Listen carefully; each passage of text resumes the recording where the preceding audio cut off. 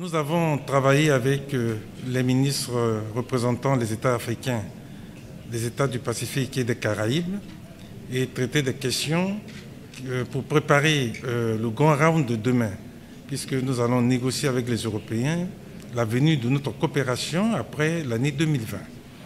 Vous savez que les accords de Cotonou arrivent à terme en 2020 et rien, en tout cas rien, ne dessine la configuration du nouveau partenariat que nous devrions avoir avec ce partenaire qui finance nos économies au titre du programme indicatif national et du programme indicatif régional. Nous avons travaillé également pour préparer la réunion des chefs d'État qui aura lieu à la fin du mois de mai en Papouasie-Nouvelle-Guinée. Ce sommet, le 8e du genre des chefs d'État, devait naturellement approuver les décisions que nous allons proposer et que nous arrêtons au cours de la session actuelle. Voilà en gros les discussions que nous avons eues, le contenu des débats que nous avons eus. Ils ont été francs, ils ont été efficaces et ils nous ont produit un rapport parce que nous sommes arrivés à approuver des résolutions, des déclarations et également des directives pour le meilleur de notre groupe. Il y a tout un ordre du jour, mais il y a 2 points pour lesquels nous serons particulièrement fixés. Il y a l'avenir de la coopération entre les ACP et l'Union européenne à partir de l'année 2020. Et deuxièmement, il y a les accords de partenariat économique qui traînent les pieds d'un côté et qui avancent peut-être en reculant de l'autre. Et au milieu, il y a des pays qui ont des accords intermédiaires.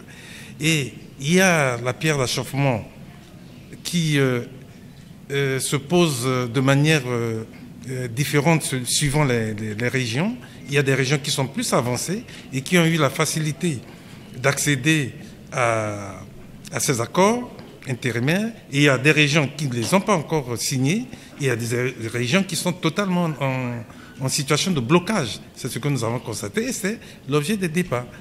Vous savez, nous sommes dans un monde totalement ouvert où les pôles de développement se dessinent. Vous avez les BRICS qui se consolident, même s'il y a la crise au Brésil, mais vous avez le bloc européen, le bloc américain. Mais dans cette configuration mondiale où s'affrontent les différents blocs, mais nous, les ACP, qui constituons quelque peu le maillon faible, nous devons savoir comment attacher nos relations, développer ce type d'accord au titre de la coopération au développement pour mieux nous situer et aider à la diversification de l'économie. Nous avons évoqué les questions de l'employabilité des jeunes parce que c'est une bombe sous nos pieds. Tous les pays africains, tous les pays des Caraïbes et du Pacifique sont confrontés au problème de l'employabilité des jeunes. Voilà les débats tels que nous comptons les mener demain. Nous n'allons pas en ordre dispersé parce que nous avons retenu ces points qui vont faire l'objet. Nous avons un ordre du jour bien. Nous avons un ordre du jour assez chargé dans les discussions de demain. Les questions de migration sont au menu. Les questions de sécurité nous concernent tous. L'Afrique, l'Europe, l'Amérique et peut-être même l'Asie. Nous sommes tous concernés par ces questions de sécurité et la montée en puissance des intégrismes. Ces questions seront à l'ordre du jour demain. L'RL.net, s'informer en temps réel. Site d'information exclusive numéro 1, www.l'RL.net. Un nouveau look de l'RL.net, une valeur sûre du journalisme en ligne. 12 journalistes, des reporters sur le terrain, dont des anciens éléments, des renseignements généraux pour les investigations, des enquêtes fouillées, des reportages chocs et une rubrique People riche en infos, sans oublier la Web TV.